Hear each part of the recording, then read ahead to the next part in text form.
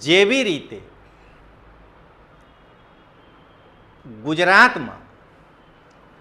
કટકીબાજ ચેતરના ડેડિયાપાડાના આમ આદમી પાર્ટીના અધ્યક્ષના ભાઈ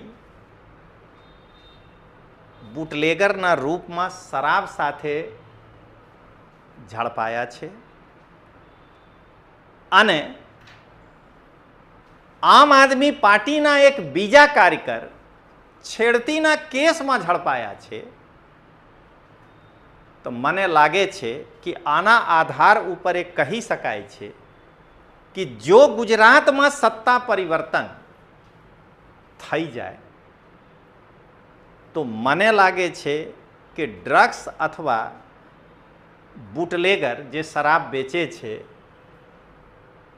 આ તો યથાવત રહેશે, પણ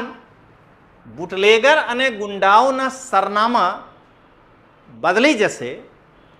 અને આ લોકોના સરદાર અથવા આકા ડિગ્રી ચોર ગોપાલ અને કટકીબાજ ચેતર વસાવા થઈ શકે છે।